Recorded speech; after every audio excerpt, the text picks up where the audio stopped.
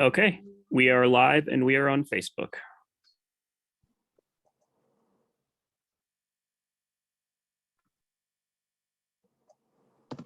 Hi, good afternoon. My name is Brownie Newman and I serve as chair of the Buncombe County Commission.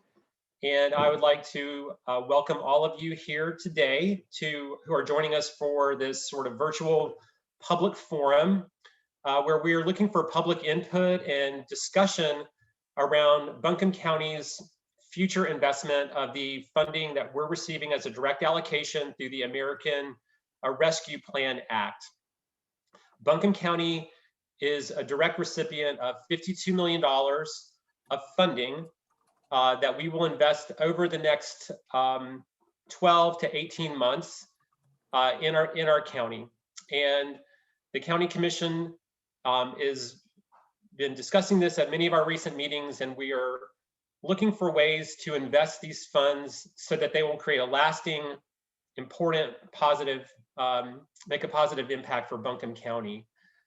We have made some initial allocations of some projects that have been under planning for a long time and are shovel ready, but about 75 to 80% of the funds, there's been no decision made yet about how to allocate those. And so we're looking for community input and ideas.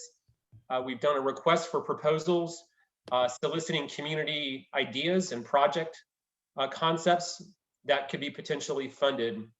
And Buncombe County staff have also developed a number of internal proposals. So we appreciate everyone taking time to be with us today. We have county commissioners from districts 2 and 3, Commissioners Jasmine, Beach-Ferrara, and Parker Sloan, who are with us. I believe Commissioner Sloan is having some technical difficulty joining right now, but I expect him to be on momentarily as well. But I'd like to turn it over now to Commissioner Jasmine Beach-Ferrara to share a few remarks as well. Thank you so much, Brownie. It's really wonderful to be with you all. Thanks so much for sharing your time and the perspectives and expertise I know we'll hear on this call.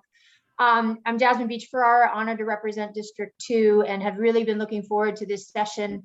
I'll keep my remarks brief just because I'm really eager to just start listening, but at a big picture level, I think all of us recognized when it was announced that Buncombe would be receiving $52 million, that this was really a generational opportunity for us to respond to what has been a generational crisis in the form of the pandemic, but also to work diligently and strategically to move the needle on some of the biggest structural issues that our community faces, particularly at the intersections of urgent needs like affordable housing and early childhood education and rural broadband, and helping those who are struggling most during the pandemic with some of the strategic priorities we have identified at the county level to guide our work for the next 5 years. So as we've moved through this process, it's been with an attempt to create a balance of moving nimbly and swiftly to respond to urgent needs that we know are showing up in people's lives every single day. That was a lot of the focus of the first installation of $11 million of funding that we voted on in late August. And as we move forward, we want to make sure that we are continuing to hear as much as possible about community needs, including those that may not be obvious to the general community and that we really need frontline and impacted folks to tell us more about, and also understanding different ways we can leverage this county funding in ways that are strategic to bring more funding into the community and to support projects in ways that will make them sustainable over time.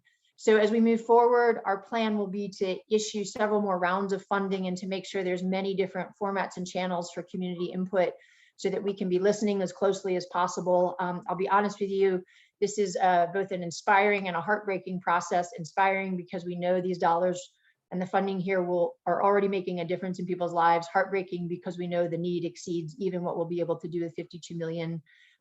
So we really appreciate y'all's support and guidance and perspective in this process. I'll turn things over now to my colleague, Commissioner Parker Sloan, who represents District 3.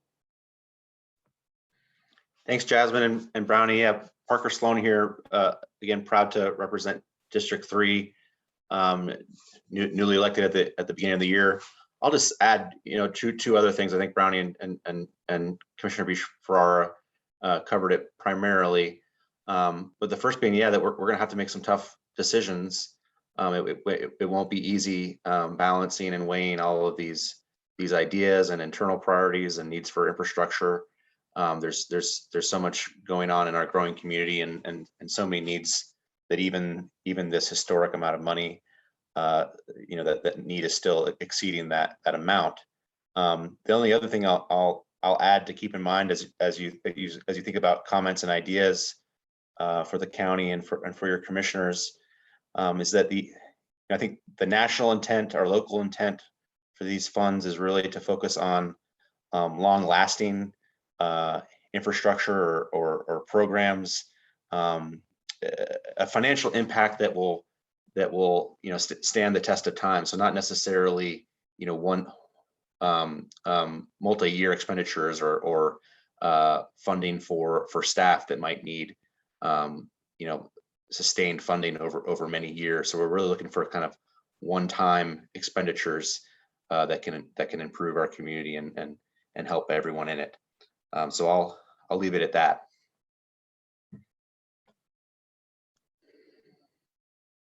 So we will go ahead and move on towards hearing from all of you who have taken time to join us. If you have a question or you have a comment, what we would ask folks to do is to use the raise hand function on Zoom, or if you don't know how to do that, then you can just literally raise your hand, and we'll see you. Be patient with us because we do have a lot of people in here, so we sort of have to scroll through the screen to see. We can't see everyone simultaneously, but just raise your hand or use the hand raise function. And Jasmine and Parker will you guys can take the lead on calling on who's the next person if there's more than one person who's raising their hand at a time. And feel free to share a comment if you may not have a question, but you just want to share your perspective. That's completely welcome. Or if you have a question, then you can ask that too. It might be something that we can briefly respond to here on the forum today, or if it's something that is more in depth, we can take that offline or do some more research and circle back with you. The county staff who are with us today will take careful notes so that everyone's comments and questions will be recorded as well. So, but with that, let's just go ahead and open it up. Thank you again for taking time to be with us. And I think we'll have time. We don't have specific time limits for you to make your comment, but just, we do have there's about 50 people here today, so we do want to be able to get to everyone. So thank you again. Does anybody have an initial question or comment they'd like to share? Jasmine, do you want to, I see a few hands up. Brownie, I think I saw John Newman's hand go up first. So John, we'll turn things over to you. All right, can you hear me okay? Yes. All right, thanks so much for giving us this opportunity. I think it's a great format, especially with when I have 3 kids and work all day. It's tough to make this work sometimes, but my name's John Newman. I live in District 2. I'm a WNC native, and I'm here to talk about the Asheville Museum of Science today. Surprise, surprise, Brownie, Jasmine, and Parker.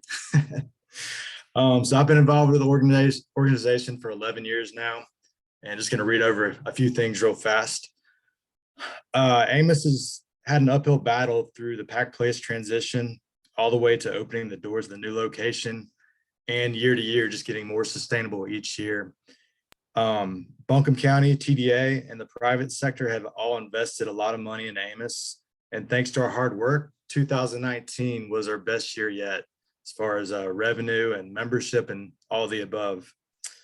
When COVID hit us in March of 2020, we were shut down by the government for over 6 months, and then our capacity was limited after that, which limited our revenue stream. Like a lot of groups, we pivoted, that was the word for 2020, and we provided science education to kids and adults online. And we also got creative and did summer camp in a box, and we shipped it all over the country, and families enjoyed that. Museums were one of the last types of businesses allowed to reopen. So we really didn't reopen till last September. And then, like I said, it was limited on our capacity to about 25%. And due to our small square footage, we're still somewhat limited, just to try to maintain social distancing. During the shutdown period, we laid off half of our staff. We were able to keep the rest of our staff thanks to some PPP money that we received. But during that period, we could not pay our rent. So our rent is the main part of the request to the county, just to recover the rent from last year. We applied for Shuttered venue grant. We're very excited to apply for that. We still have not got a final response, but we've heard from other museums our size that we probably don't qualify because we don't have a theater with fixed seating. That was one of the requirements. So Discovery Place, they probably got millions because they have an IMAX theater, but the small kind of community museums didn't get anything. I'm sure there's a lot of great projects that were submitted to the county. I just want to make sure that we don't lose sight that these funds are to help with economic fallout from COVID-19. And right now, it's Amos's best shot at financial recovery. And, like I said, I have 3 kids. They're growing up here in the Buncombe County schools. I know, Brownie, Jasmine, and Parker, your kids have probably been to Amos. I just wanted to be around for the long term, and this debt is going to kind of hang over our head, kind of keep us from growing. So it's really important that we figure out how to get that recovered. So thank you all. I appreciate it. John, thank you so much for sharing that perspective. I saw Lee Matthews' hand go up next. Hi, it's good to be here today. My name is Lee Matthews, and I'm native of Asheville. Have been gone many years and moved back last October. It's my understanding that the city has asked the county to help them purchase the Ramada Inn property here at River Ridge Marketplace to create a permanent low barrier homeless shelter.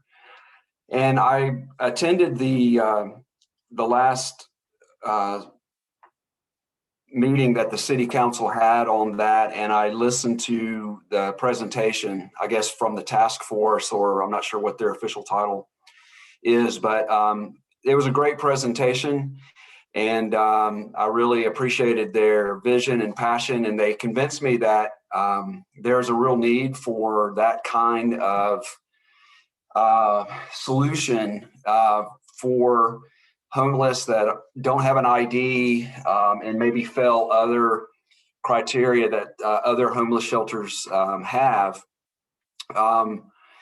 However, I live right here at River Ridge Apartments towards the top, and the Ramada Inn is literally a 4-iron from my apartment. And there's a lot of people between this property and the apartment community next door, hundreds and hundreds of people that live right here within walking distance of that area. And while I believe that there is a need certainly to create some type of low barrier shelter, and we certainly have a homeless problem here in Asheville, I just don't think that location is very wise. Not only because of the apartment homes that are here, the children that live here, but also because I think it'll have a negative impact on the River Ridge Marketplace, which is kind of making a comeback. And J&S Cafeteria has reopened. That is a place that a lot of elderly go to get their meals. So I would I know this has not been brought up so far in this meeting, but I just want to voice my plea that that Ramada Inn not be purchased for that purpose. Thank you. Lee, thank you for sharing your perspective. Let's go to Marianne next. Yes, hi. I'm paying attention to Commissioner Sloan's comments about long-lasting programs. And I'm looking at Karen Craig-Nolan's comment about climate change. I am here to speak in support of a $500,000 award to Blue Horizons. Blue Horizons has been a leader, and Commissioner chair, has served on the precursor to that group. I think they do good work. They certainly pay attention to climate change, which would tie into one of those long-lasting programs. As a former bankruptcy attorney, I have represented many working poor clients. And I want to emphasize working. One of the programs I believe Blue Horizons is associated with is providing insulation, better insulation, probably furnace filters, and other little tweaks like that that can save the working poor some money and also reduce our contributions to CO2 pollution.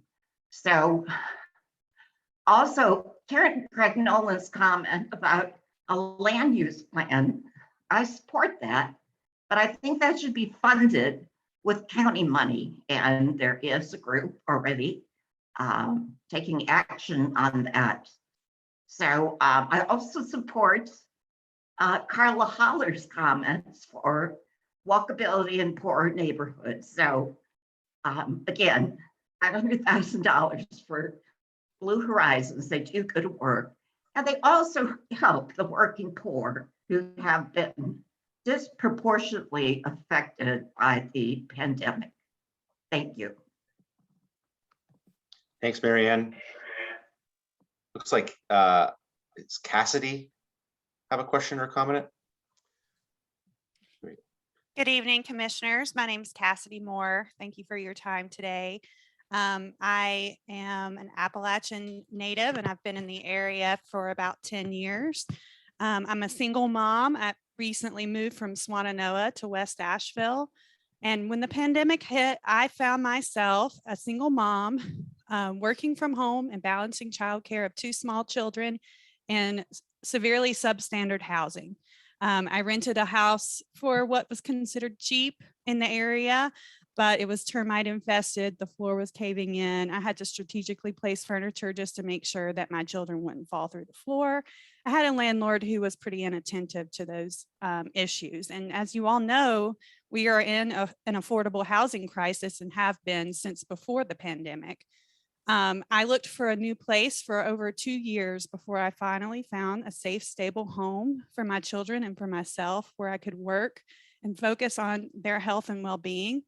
I know firsthand that affordable housing is the most critical need in our community. You have before you a very viable shovel-ready project that you should fund with COVID dollars. It's presented by Asheville Habitat, and it will, if fully funded, provide affordable home ownership for 89 households in our community. These people represent frontline workers who have been bagging groceries and caring for children and caring for the ill during the pandemic. And these people deserve safe, stable housing. Affordable housing is the most critical need in our community. And I hope that you will move to fund this project fully. Thank you. Cassidy, thank you for sharing your experience and your advocacy there. Appreciate that. I'm glad you found safe housing for your family. Let's go next to Ann Babcock. Hello, commissioners. Thank you so much for taking our comments today. I wanted to speak in support of the Bent Creek Greenway that I believe County Parks and Recreation presented to you all last week. It's a project that is going to go from the end of the Wilma Dykeman Greenway out to Lake Julian, and it's going to be a very significant part of the Greenway plan for the county. I think you probably saw during the pandemic and certainly after the pandemic, well, of course, we're still in it, but even now, we're seeing record numbers of people that are using what few greenways we have in Buncombe County and the city of Asheville. It's been tremendous, especially since the Greenway opened down in the River Arts District. Greenways really are a vital public service, and they provide not only spaces for physical well-being and mental health well-being, but it also provides recreation opportunities for families and opportunities to increase good public health. So I would like to support that, but I would also like to tell you, and I'm sure you probably have already heard this before, that there's been a recent study out or a survey out by the National Recreation and Parks Association that showed that Buncombe County was far behind other counties and other municipalities for similar populations, similar size populations, and numbers of people per square mile. In Buncombe County, Parks and Recreation their operating expenses are $3.30 per person compared to the national average of $45 per person. The national average for parkland per person is 9.2 acres. And in Buncombe County, we have 2.6 acres per person. Now that parkland number will include greenways, as that greenways are linear parks. But I just want to offer my support for this particular greenway proposal going towards Bent Creek, and just remind everybody that pedestrian and bicycle infrastructure is a vital public service that we need more of. Thank you. Awesome. Thanks, Ann. Hey, Parker, before we move on to the next person, can I just share? We've gotten a number of questions and comments in the chat function. So, obviously everyone's welcome to raise their hand and ask a question or make a comment. And I think we're going to have time to get to everyone on the forum who's participating in the forum today to do that. But if for whatever reason you prefer to just write a question or comment and put it in the chat, feel free to do that as well. I think we want to try to make sure everyone has a chance to speak first, but then once we get through that, we'll probably have some time to go through and answer questions that people are raising in the chat, but we want to make sure we get to all the folks who want to speak first. So thanks. Awesome. Yeah, I see people's faces popping up with hands raised and then they disappear, which is, I guess, the magic of Zoom. But I do see Bonnie Spradling with her hand raised, so we'll go to her next. Bonnie, let's go ahead and unmute yourself, please. Yes. There we go. Thank you so much for having this public forum. I'm Bonnie Spradling. I live in Woodfin, but I'm also the immediate past chair of the Helpmate Board of Directors. And I'm here to implore you all to consider funding an expanded shelter for the Helpmate needs. We have planned out 10 to 15 years of what our needs are going to be. We tend to shelter 250 adults and 140 children a year, but we have to refer to other shelters about 300 adults and children each year because we do not have enough beds to house them. Some statistics are that domestic violence is the leading cause for women and children to be homeless, and that also applies to Buncombe County. 30% of our sheltered residents that we shelter are people of color. 92% of the shelter's victims were categorized as extremely in risk of being killed. So that is the criteria we use to house our residents. So keep in mind, we have to refer 300 other victims of domestic violence to other shelters in smaller communities, away from their support group, away from their jobs, children not in the same schools, those kinds of things that happen when we have to do this. We projected needs from 10 to 15 years, and we need to double our beds to 40. We have plans. We have a team of experts on board to help us with that design. And we are really encouraging the county commissioners to help us fund this project. We have other funders in line as well, but this is something that will help prevent homelessness, obviously, since so many women and children find themselves homeless because of domestic violence. So again, thank you very much for giving us the opportunity, and I hope you will consider HelpMate in your funding decisions. Thank you, Bonnie. I believe Debbie Alford was next in line. Hello, everyone. Thank you, commissioners, for the opportunity to support such wonderful organizations. I've heard so many great cases for where this funding should go, and I wanted to offer up my support for Caring for Children's Angels Watch program. I have been in this community for almost 10 years, and COVID has hit our families really hard. Those struggling with poverty and homelessness really need Angels Watch to help support them in times when they are having some mental health and substance use crisis and disorder, and maybe they need some, detox or something like that. This Angels Watch program is a great program that's going to fill in the gap to help prevent children from going into the custody of the state and Child Protective Services getting involved. It's really meant to keep kids and families together. And I hope that you all will consider funding Angels Watch as you consider all these great programs. The increase that we've seen in the need for a program like this since COVID has started has been really remarkable. And I've seen numerous families struggle with, what do we do with our kids in this temporary time where we really need to go get help, but we don't have anyone to watch the kids, or we can't watch them for a week or two. And Angels Watch is really going to fill the gap for those families really struggling with that crisis in the moment. So thank you so much for your work and for your consideration. Awesome. Thanks, Debbie. I had a note here for Linda. Was it Linda Giltz that had a question or comment? Yes. Let's see. I'll get my video going here too. Hi. Thank you. Thanks for doing this. It's going to be hard decisions. I'm Linda Giltz.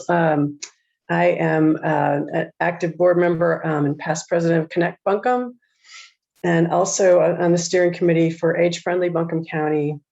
And I've been a longtime resident in West Asheville and Buncombe County. I really appreciate all the greenways and trails that have been built and are now beginning to form a core of a city and county network. And they really have also been a critical public resource during the pandemic, helping all of us stay healthy and active and safely move around so we can get around from place to place.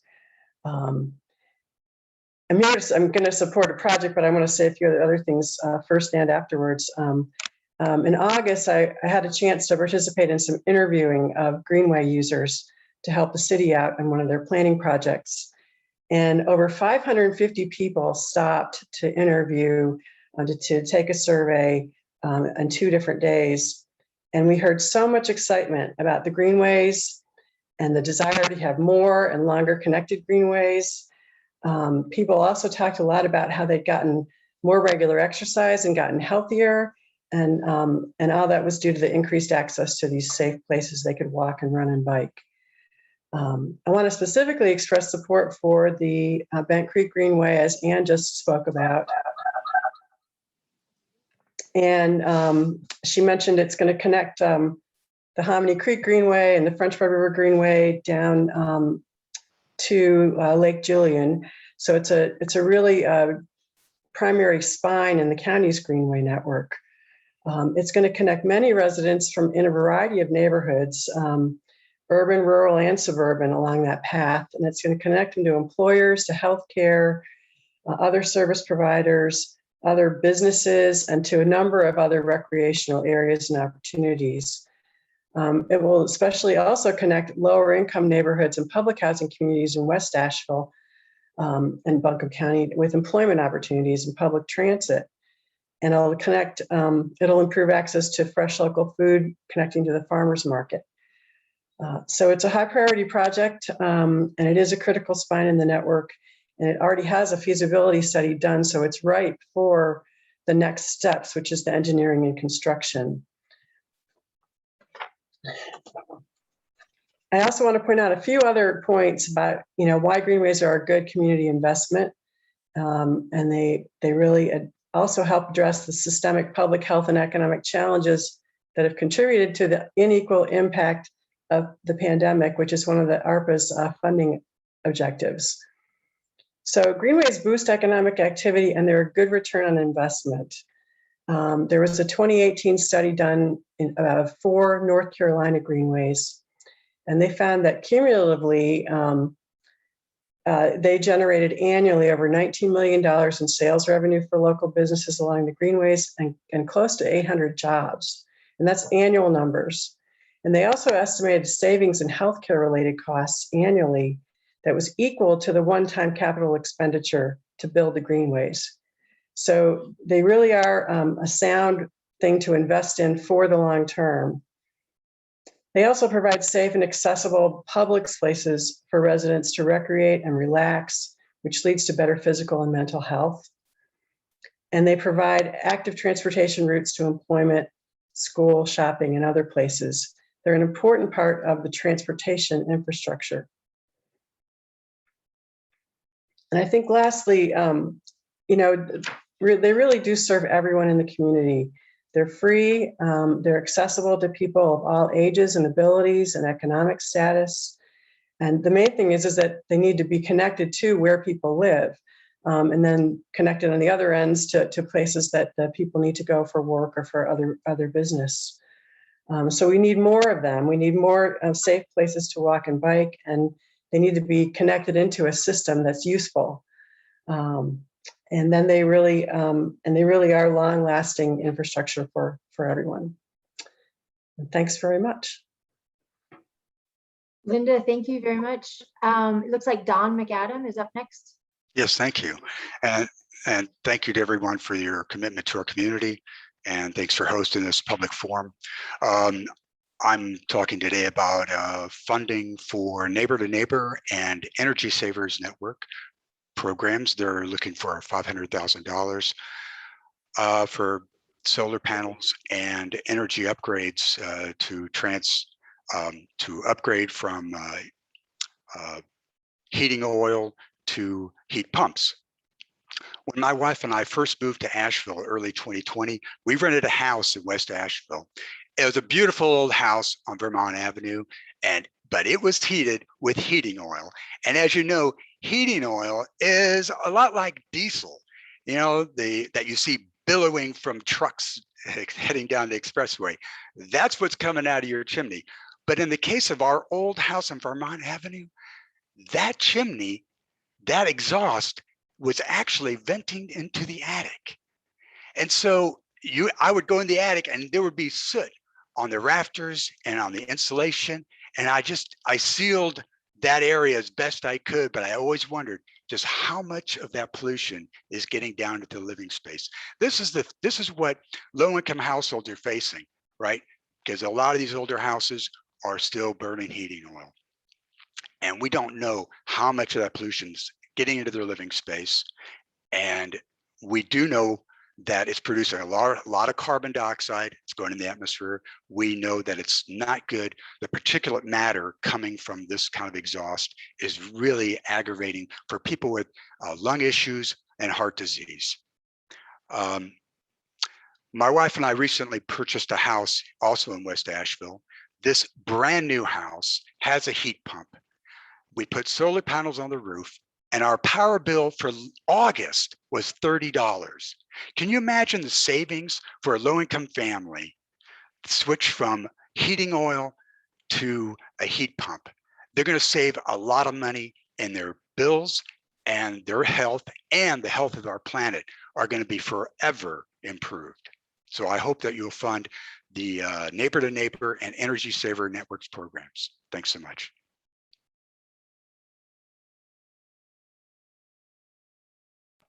Thanks so much. Next, Jennifer Langton. Thank you, commissioners. I really appreciate the time that you have here for us to share comments.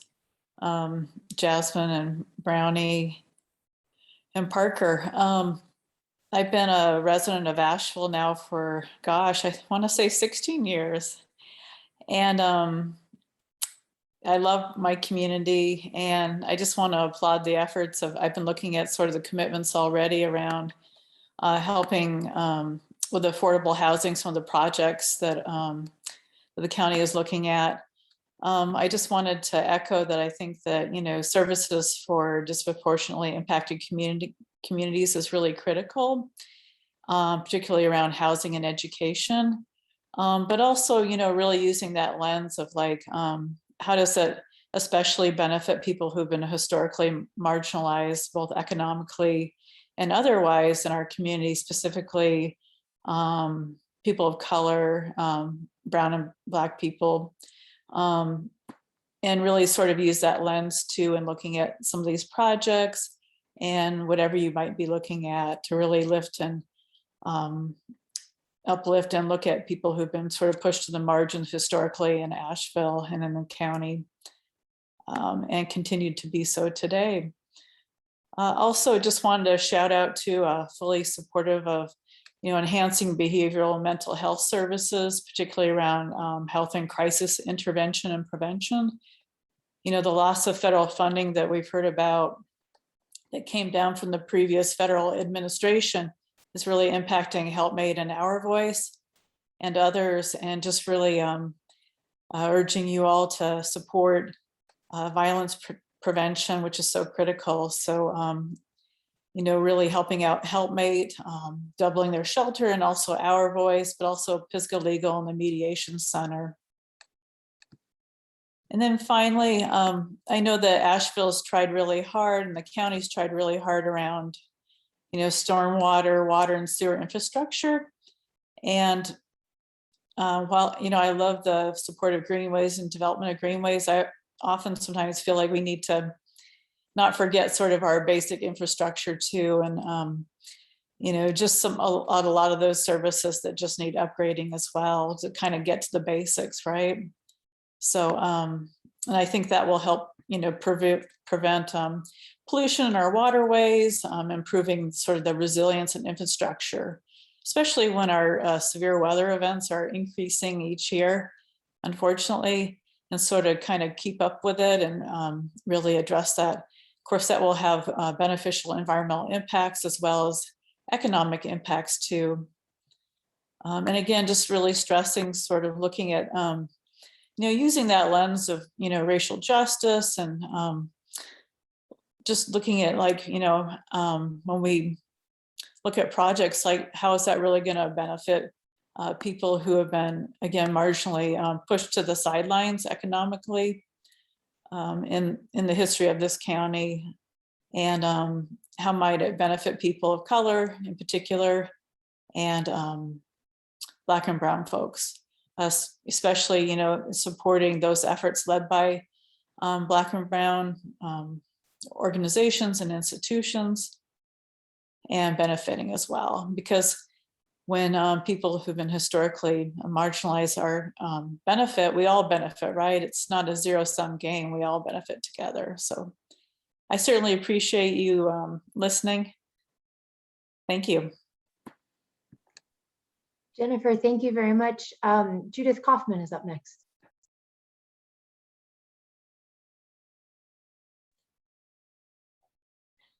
Hi, can you hear me? Yes. Oh, great. Hi. I want to thank you first for holding these meetings, and especially for the adequate advance notice we got so everybody could plan their schedules, and for scheduling them on several different days and several different times so more people could participate. I'm not coming to you to request money, but rather to present information that might help you in making an informed decision about a proposed project asking for funds. I think as Dave Matthews mentioned, the Asheville City Council has asked for several $1 million to buy the Ramada Inn and convert it into a low barrier homeless shelter. It's important to understand that the Ramada Inn is immediately adjacent to two large apartment complexes which house between 1,000 and 1,100 individuals at any given time. And as a matter of fact, like Dave, it's just several hundred yards up the hill from my front door. The city moved homeless into the Ramada this spring. Since then, businesses at the River Ridge Mall, as well as residents at the Vista Verde and River Ridge Apartments complexes have experienced multiple break-ins and thefts, along with vandalism and property damage. Additionally, many have witnessed drug trafficking and drug use, found used needles on their property, have been verbally harassed, physically threatened, and have had police pursuing, detaining, and arresting vagrants near our apartments, in our yards and gardens. These incidents and more are happening on an almost daily basis. Recently, Machete Man, who carries a machete with him at all times, thus his street name, was found chopping down trees on the River Ridge property with his weapon. And yesterday morning, we were greeted with a load of trash topped by a pile of human feces in the driveway, kind of a trash a la mode, so to speak. Children doing chalk art on sidewalks have been interfered with by trespassing homeless individuals.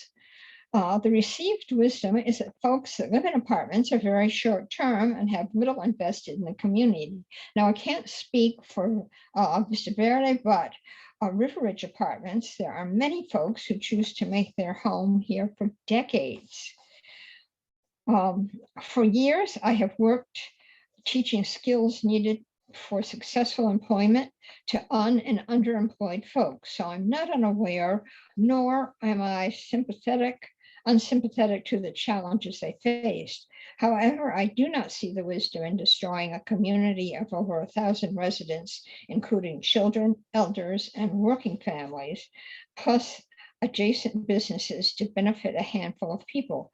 Surely there are other locations that aren't smack in the middle of residential areas that could fulfill the required needs of the city.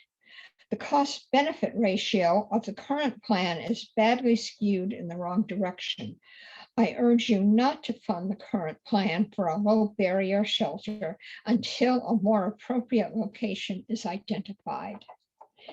Thank you for your time. And if there's any questions at the end, I'd be happy to answer them. Thank you. Thanks, Judith. Jasmine, I have Butch Thompson as next for comment. Hi, everyone, and thank you for scheduling these, somebody said earlier, in advance so that we could plan our schedules around talking with you. I know today there are many people here with many great causes, and I know we are in trying times, and I'm hoping that Asheville will come together and we will overcome all of this COVID mess that we're in. As I said, my name is Butch Thompson, and I am the president of Blue Ridge Pride. The last 2 years, Blue Ridge Pride has had to cancel our annual festival because of COVID. In addition to that, we have had to cancel other funding sources that help to fund, in particular, our Community Partner Fund. Our Community Partner Fund gives out small grants to local organizations and individuals in the range of $500 to $1,000 to help them get off with some of their programs, whereas they might not be able to compete for larger grants because of their size. In the first year of the pandemic, 2020, we donated over $7,000 of our Community Partner Fund to various COVID relief funds, including that of Southern Equality Project. We that year had to put a slowdown on some of our development of our programs. This year we were set to have the festival, and unfortunately, but responsibly, we made that decision 2 weeks before the festival to cancel. This year in particular was a real hurtful one because we did lose a lot of funding opportunities. And once again, in particular, it was for our community partner fund, which now is pretty much empty for us to help other small organizations, and they're going on. The other thing, when COVID first hit, we had just started a new program called Generation Plus, which reaches out to the LGBTQ plus elder community, that's 55 and older. We continue to provide those programs virtually. And most importantly, we're going to continue to provide those even when we're able to get together in person again. The reason being our LGBTQ elder community does seem to isolate like older people do in general. And because of this, they're more reluctant to ask for help. And we see an increasing need as Asheville continues to grow in its population and as Asheville continues to grow in its LGBTQ retirement population, the need to keep programs and these individuals involved. I've been fortunate to sit on part of the age-friendly funding with Buncombe County in a committee, and have developed great partnerships. And we've worked with Council on Aging, Land of Sky, Loving Food Resources to distribute information about our Generation Plus program. But we're at a point where we need, like a lot of people, more marketing dollars and more oversight money so that we can continue to build the program and spread the program. This also goes into our oral history project, where we take people and interview them about their stories in Western North Carolina, and we're documenting those rich and full lives with the help of Western North Carolina. And we want to continue to do that, but again, funding has been very difficult. Being a small, all-volunteer nonprofit organization, is very challenging to get the word out there sometimes. But I do want to ask, and I don't know if this is the appropriate time, will there be another round of grant applications accepted? And if so, do you have any timelines on that? Thank you for your time. Sure. Thanks, Butch. I think we can kind of briefly respond to that question. I think the short answer, Butch, is that yes, we do expect to, well, let me back up.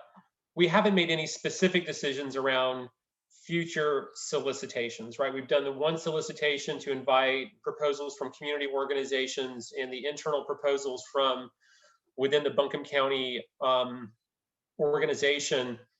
But we received, of the 52 million, the initial allocation we received was $26 million.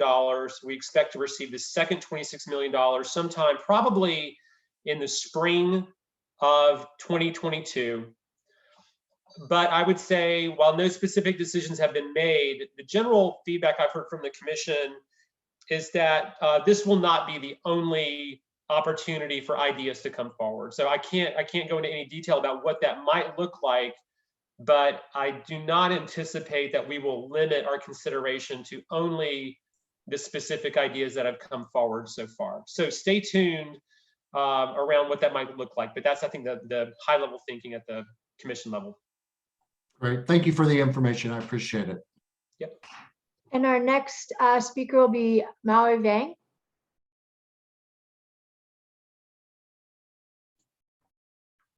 Hello, everyone. Thank you, commissioners, for this opportunity. My name is Maui Vang. I am not a WNC native, but I've lived here for over 10 years, and I'm also an entrepreneur, a financial professional, and a mother of 3 school-aged children. So we definitely have a full house here. I'm also a board member of Hatch Innovation Hub. They are a regional nonprofit that supports startup founders and connects entrepreneurs to valuable resources such as mentorship, programming, office space, and capital. And I personally have benefited greatly from Hatch's resources and network. And so a few years ago, I had the vision as a financial professional to start a financial technology company to help families and underserved communities access professional financial advice, which is very hard to access without a lot of net worth. And so I had this great idea, but I didn't really know where to start because I don't have a technology background and didn't have a co-founder, very few connections, business, no business partners, and I didn't have capital. And so I kind of just showed up at a Hatch event, and immediately I was connected to all sorts of folks. And within a few weeks, I had mentors. I was able to apply for grant funding, and I participated in different incubator programs, including Hatches and also NCAA Labs, for example. And so I feel like without Hatch, it would have been really hard for me to kind of get my foot into the startup world. I feel like organizations like Hatch focuses on high growth startups. And so that's maybe a little bit different from some of the other support organizations. And also being a female minority founder, that was kind of posed an extra challenge of, how to build a higher technology startup company in Western North Carolina.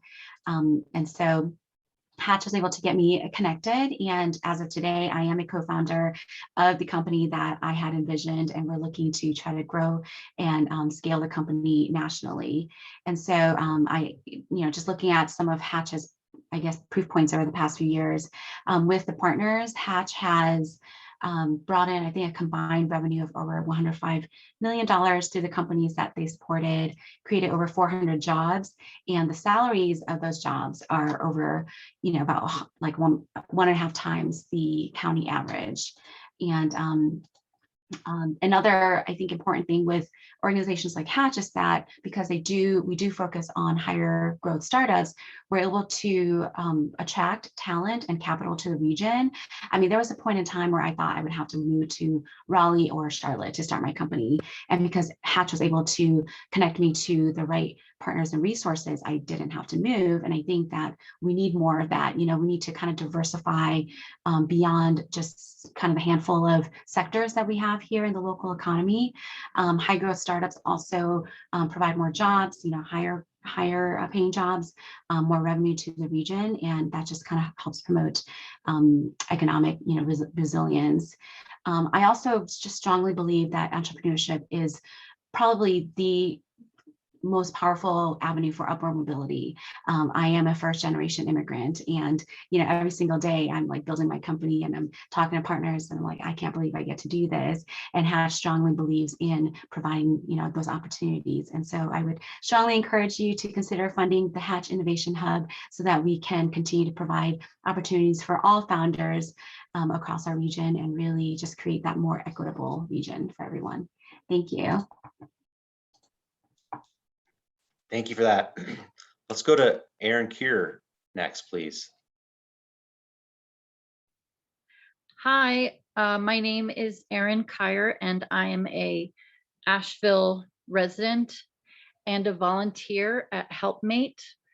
I provide childcare at Helpmate, and as we already heard from Bonnie, Helpmate provides services for people who are going through a domestic violence situation.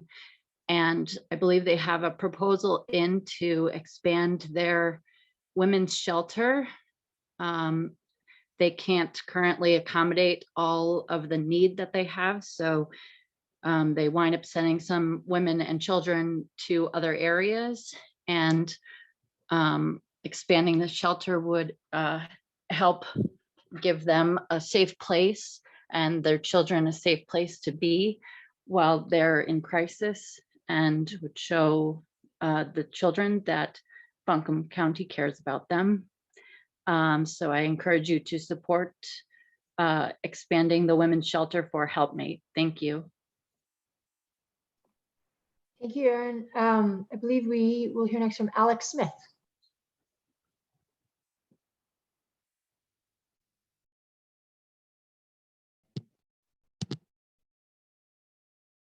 Hey everyone, my name is Alex Smith, and I am a resident of the city of Asheville. And I just want to also give my support to the Bent Creek Greenway project, an application that has been proposed for that. As we all know, greenways are really important for physical and mental health of our residents, and the science proves that, and you can all see that anecdotally when we go out and use Greenways daily. They connect people, they connect places, and the pandemic has just shown us that we need great outdoor amenities and safe ways to be outside, get places in a healthy way. And Anne and Linda Giltz have already kind of summed this up beautifully already, and they've given us lots of great facts. But I just want to point out once again that Buncombe County Greenways are underdeveloped and underfunded due to a very recent study has shown that. And Bent Creek Greenway itself is just going to be an important addition to the network. And I want to once again just express support for it, and please consider Greenways, and especially this specific proposal. Thank you, guys. Awesome. Okay, how about Bob Williams, please?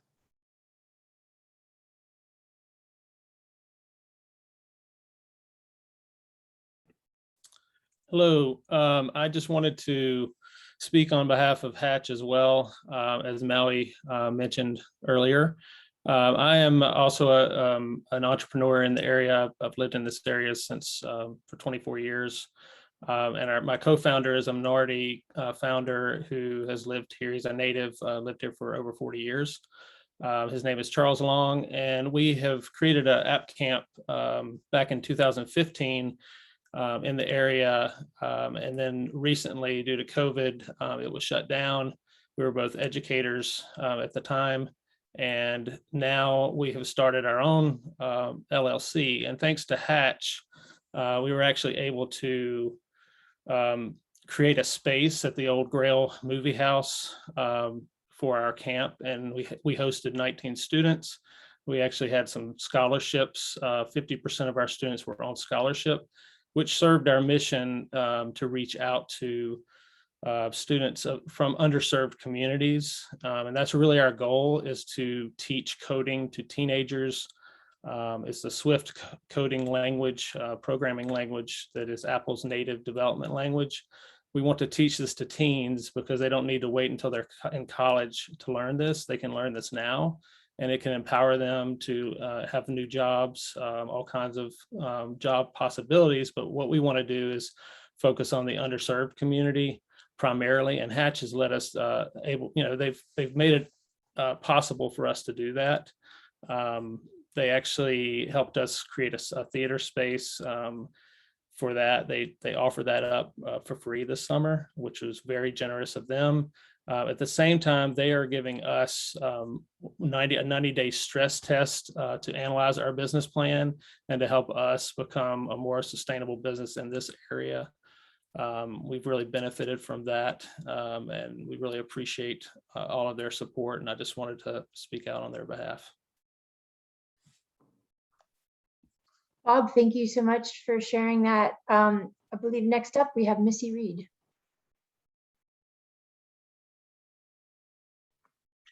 Go ahead and unmute yourself, Missy. Sorry about that. Hi, my name is Missy Reed. I am a Buncombe County native and have lived here in Asheville all my life. I'm the mother of 3 sons, and I work at Caring for Children. And I am here today to support funding for our Angels Watch program. I have so many stories I could tell about the importance of this program, but just listening to everyone's comments today, something hit me. And that is that the one thing that all these situations that are looking for funding have in common, more than likely, is children. And as someone who has worked in the human services field here in Buncombe County for 30 years, I'm very aware of the need for support for our kids. And especially in these times that we're in now with the pandemic and how COVID has affected families, it's more important than ever that kids have support. And the great thing about the Angels Watch program is that it provides that emergency support for families and kids when they need it. I had a client years ago when Angels Watch was in place that was in danger of losing her children if she could not find suitable places for them to go. and she did not have family in the area, and she was struggling to make ends meet. And she had several things going on that were just untenable with 2 little ones. And we went to Angels Watch, and they hooked us up with a family within about 4 hours that took her kids that same night and kept them for 2 weeks for her. And they were then in turn able to come back home, and they had been taken care of during those 2 weeks and treated the same way they would have been if they had been at home with their mom. And it was just, I can't tell you what a relief it was for that mother to know her kids were going to be okay while she had the time to get herself together. I left a client today that, if Angels Watch is in place, could use the service so much.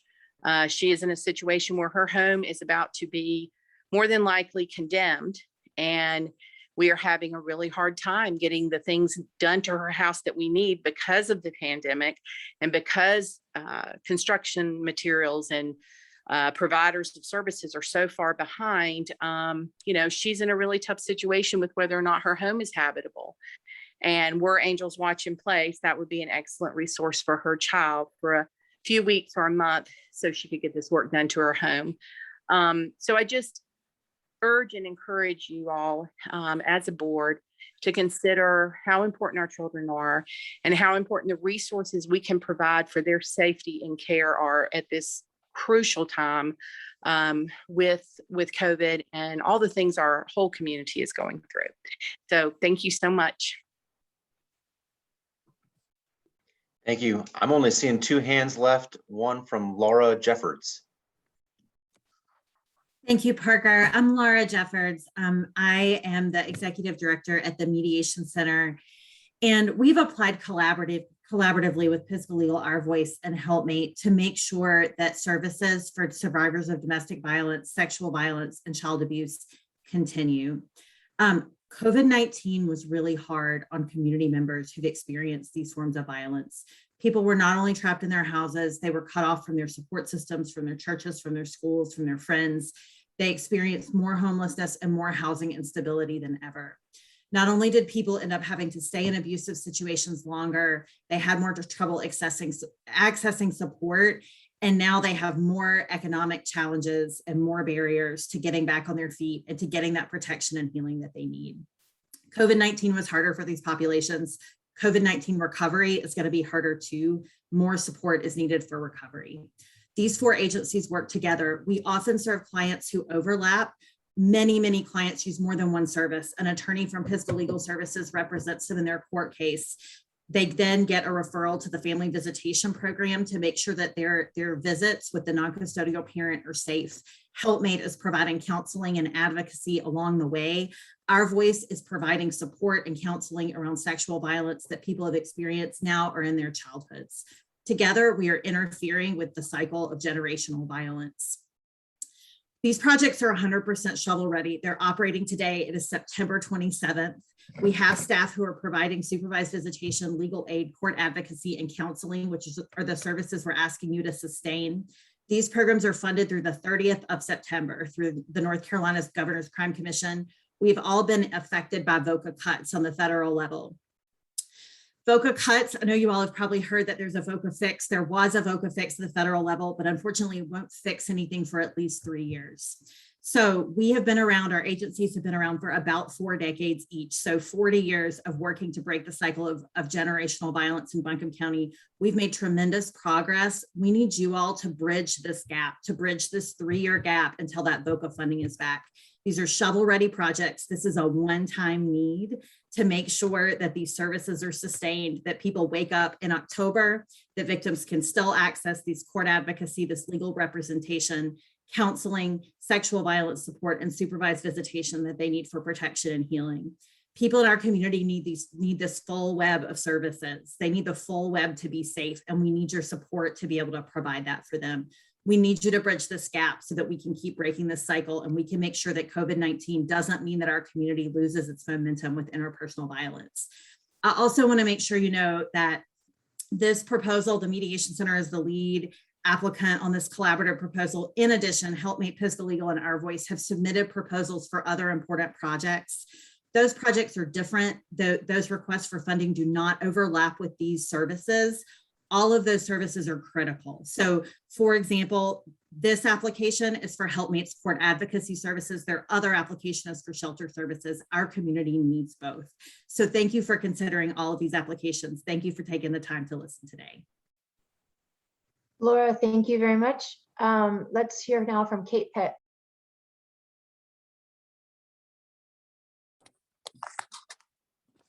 Afternoon, commissioners. Thank you so much for making time for this and for listening so directly and intently to your stakeholders. I really appreciate all the work that you do, and adding this to your time is really meaningful for the whole community.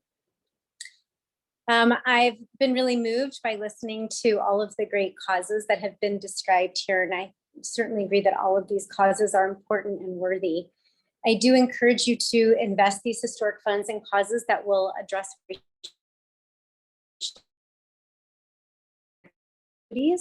and those folks most marginalized from economic opportunity in our community.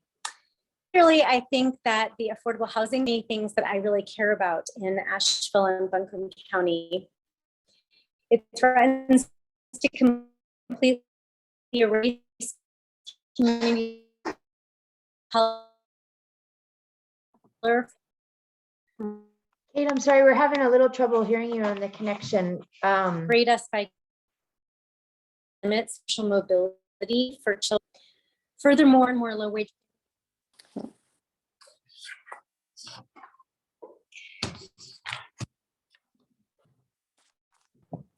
Kate, I think we lost you there. I'm gonna suggest we move on to someone else, and maybe it's possible to dial back in just with audio and we can get a clearer connection. We definitely want to make sure to hear your full comments. Why don't we go to Stephen Carter, and then we'll see if Kate's been able to rejoin. Thank you. Thanks for holding these input sessions. These funds are indeed, as everyone is saying, a great opportunity. And I hate to be here today to express a negative view about a proposed project I'd rather be in favor of. That project is the proposal by the city of Asheville to purchase the Ramada Inn at River Ridge, repurposing it into a low barrier homeless shelter. I won't repeat the deficiencies in the proposal others have described so well, but rather would like to mention some anomalies in what the proposers are saying. First, persons in the city's employ have been telling various citizens groups about how successful hotel conversions to house the homeless have been, quoting, among others, one that was done in Jacksonville, Florida. On closer inspection, we find that the Jacksonville property was not converted into a low barrier shelter, but rather housed folks that had gone through whatever rehab was needed, many of whom were working and were just awaiting a forever home. Second, at one of the call-in sessions on the project, when the usefulness of a homeless census done in early January was questioned, the only reply was that such a timing was federally mandated requirements. This sort of answer did nothing to reply sensibly to the question. The point is that the winter figures are simply irrelevant to justifications about what are usable ways to work with the homeless in Asheville, or anywhere actually. All of us who live here, especially in the area around River Ridge, know that the number of various categories of people who are living without any fixed abode and in this area increases greatly as the weather becomes unpleasantly warm further south and they migrate to places like Asheville. And it's not just increases greatly, it increases by 1 or 2 orders of magnitude. We go from seeing 1, 2, possibly 3 a week to seeing 10, 15, 20, sometimes 50 a week passing through and sometimes camping in the area.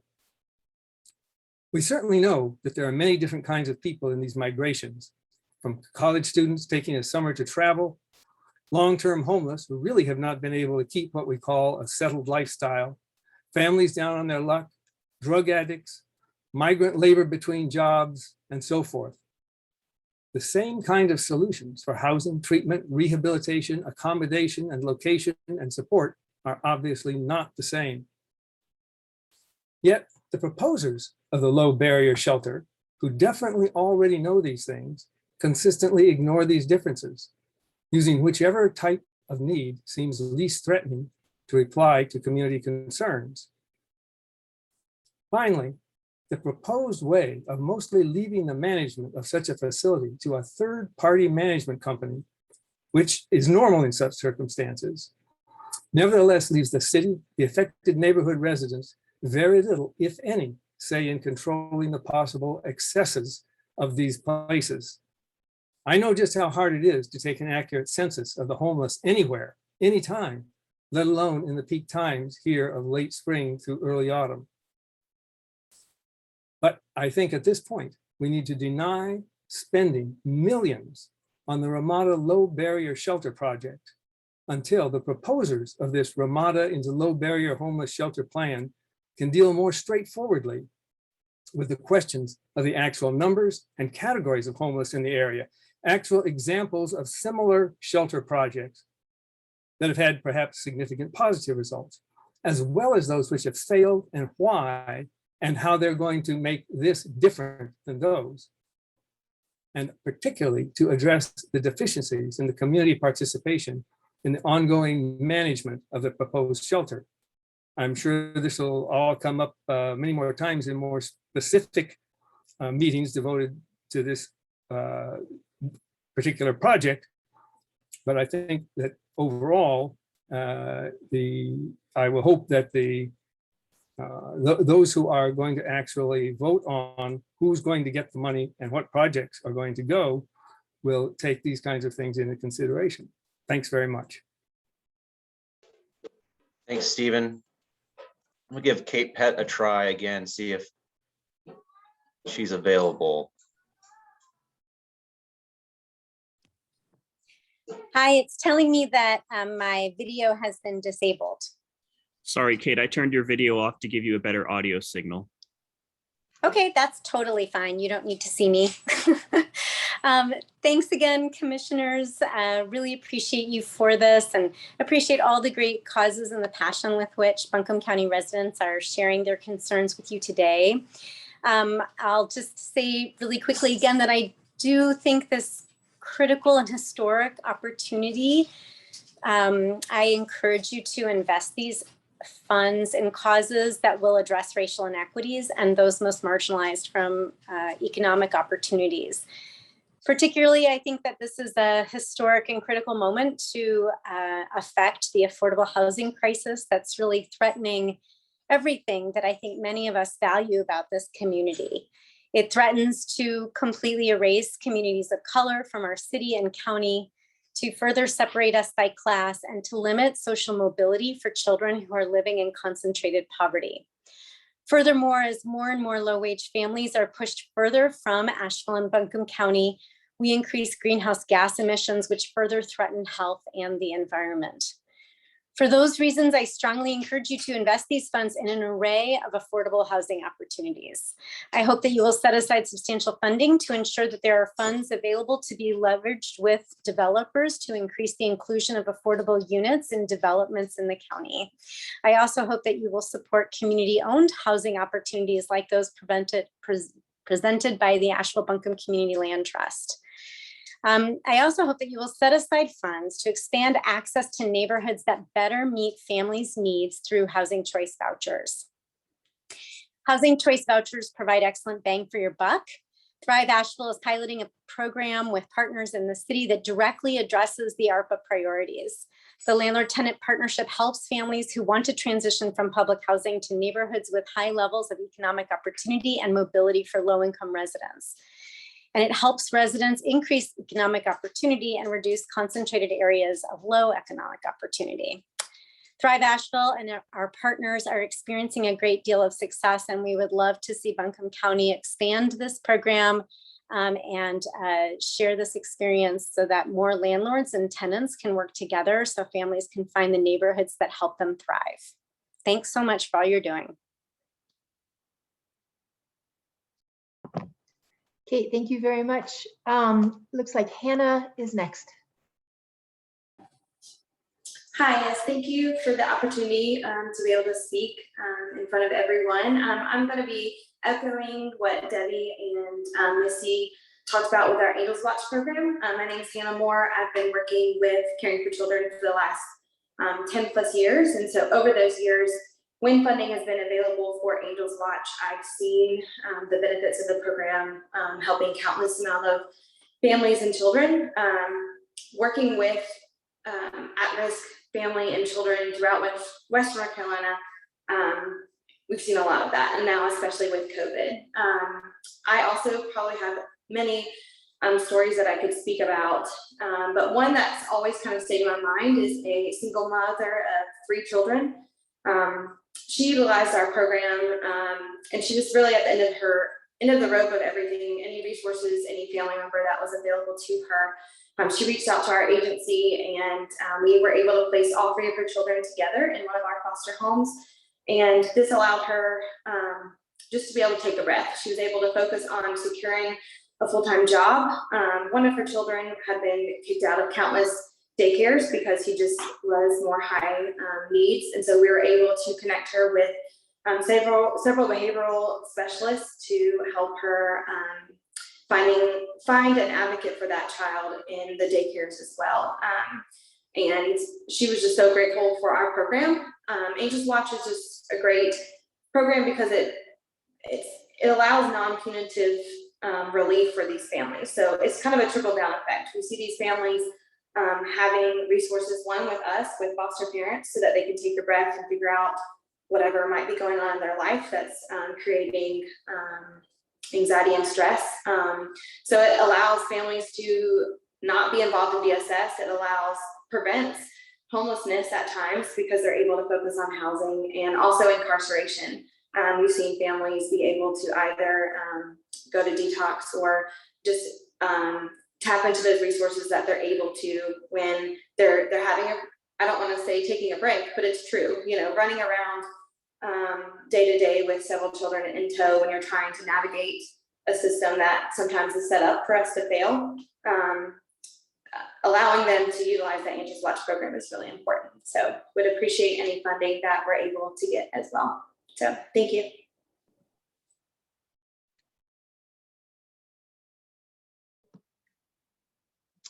I think Jane Morrow has been raising her hand.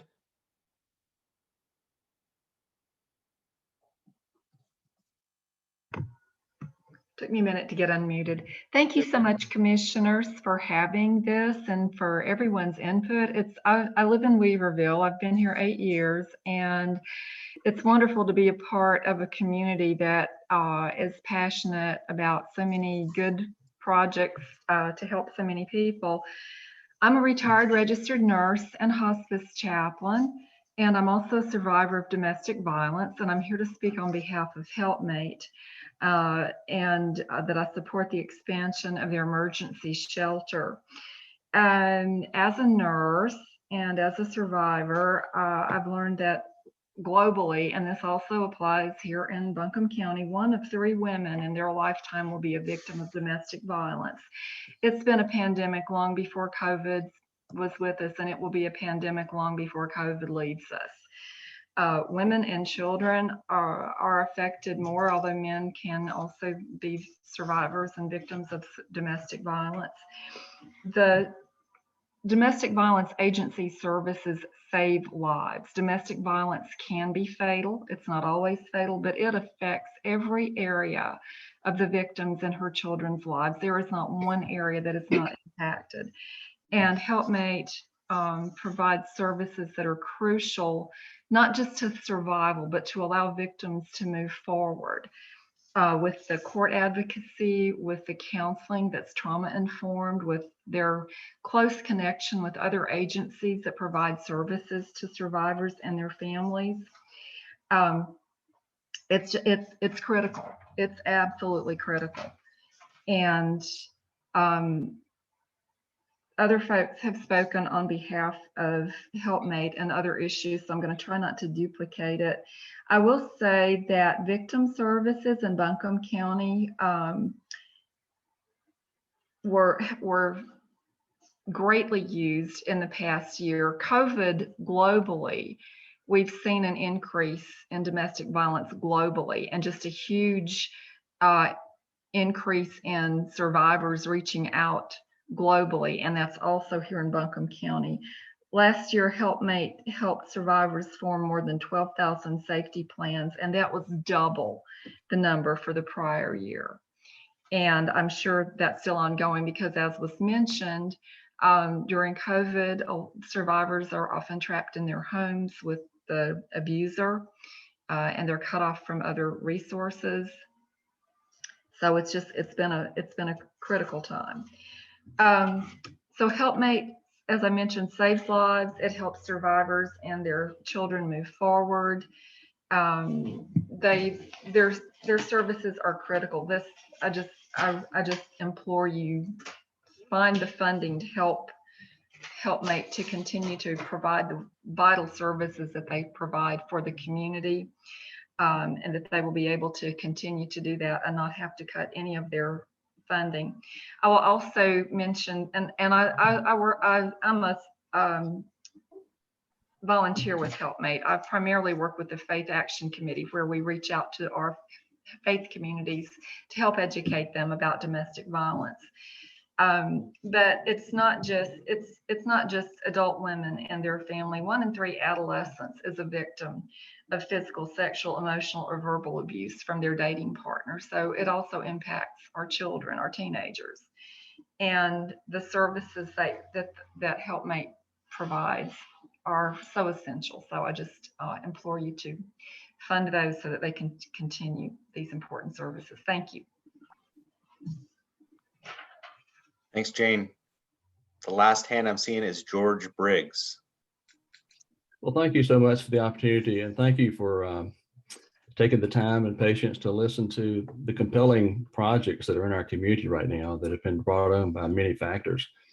I would like to speak on behalf of the Bent Creek Greenway, if I could. I'm the director of the North Carolina Arboretum, and I came here in 1987.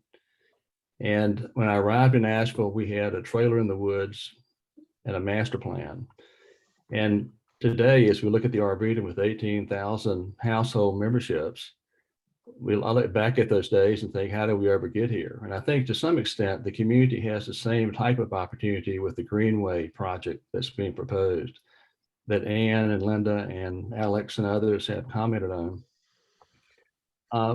That project has had ample planning. It's part of the master plan. I know that Ann and others have been involved in ground truthing the conditions on the ground for that project. But what I see now is momentum that's been brought about by what the county's doing with the project across the road from the Arboretum and what I think of as a Deschutes property. Now you're looking at options on how to bring that forward, how to bring affordable housing forward with that project. Of course, the Pratt & Whitney project is going to be a major impact in our area. Improvements that are made at the French Broad River Park. All of these projects are there. The corridor of 191, when I came to Asheville, 191 was basically just kind of a struggling route. Now it's been 5-laned. It's got great energy around it, but there's no pedestrian route for walking that corridor. So in many ways, this watershed and a wide project of this Greenway really connects all of these things in a very creative way. So we've had other comments that have been very eloquent. I won't spend any more time trying to describe those. You know them as well as I do. But I just want to speak on behalf of that project. I think it's a great asset to the community. I think it supports many people who have many various kinds of transportation challenges. And at the Arboretum, we would appreciate your positive consideration for that project. Thank you for taking time to listen. Thank you, George. Thanks, George. I think we're scanning the screen and we're scanning the chat, not seeing additional hands, but definitely seeing a lot of great written comments. Thank you to folks who contributed in that way. I just want to personally say thank you to everyone for sharing your time, and I've learned a lot during the session, and thank you for elevating the projects and work that you have. Parker and Brownie, is there anything else that we should make sure to cover before we close the session out at 5:30? I just want to say thanks to everyone for taking time to come out today. This is, I think we all recognize this is probably one of the most important sets of decisions that we'll have an opportunity as commissioners to make decisions on over the next several years, maybe during the whole time we're on the commission. So we're excited that so many good ideas have come forward through this process, and appreciate all the different community groups that have put forward specific ideas.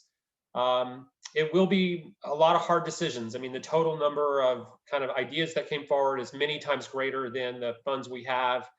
$52 million is a lot of money, but to put it in perspective for a county like Buncombe County, you know, that's about the cost of building, you know, one school. So it's significant, but it's, you know, it's also ultimately limited. So I think we're really committed to trying to do things that will make a lasting impact with these significant but ultimately finite resources. So we really appreciate all the ideas that folks have shared today, and I learned a number of things. I mean, we've read all the proposals, but it's great to hear people talk about them and why they see them as important to people's lives, which is what this is all about. So thank you all. Yeah, thanks, Brownie, and thank you everyone who showed up tonight and gave their comments. I too learned a lot. I learned a couple factoids about a couple of these applications that I did not know or did not read.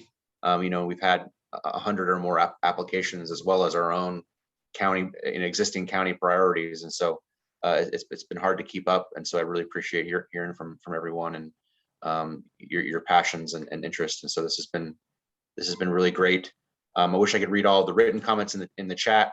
We don't quite have time for that, but I will. There's a couple of you I'll reach out to that specific questions that I actually know the answer to. So I'll write you a note in there. Yeah. One other thing I'll just add is that, you know, the county staff are helping us kind of diligence all these proposals. We're generating a lot of questions that are being sent off to the folks who created the proposals and getting answers back. We're also, you know, the criteria for the funding is also, like, some of it's crystal clear. Like, you want to build water and sewer, that's allowed. Some things are potentially eligible, but we're not 100% sure yet. Like, you know, a number of folks here today have spoken up for funding of like the Bent Creek Greenway as an example, a great project, one that I think there's a lot of support for on the commission, aside from the Recovery Act funding, but we are not 100% sure if that meets the eligibility requirements of the ARPA funding. And there's a number of other proposals that are similar to that. Like, we're not sure we can, but we're also not sure we can. So just to let you know, there's some other layers of diligence like that, which the county is working on as we also kind of evaluate all these different ideas. We do also have one last community forum. Parker or Jasmine, can you remind me, do y'all remember off the top of your head, when is the next forum? I think it's tomorrow. Tomorrow afternoon. So if you know any other folks who you think might be interested in this, we do have one more forum tomorrow. It's the details and the link are on the County Commission website. So encourage people to check that out. And thank you all for, again, taking time to be with us this afternoon. I hope everyone has a great evening and can get out and enjoy some of this beautiful early fall weather that we're fortunate to have. Thank you, everybody. Take care. Good to see you. Bye. Take care. Bye-bye.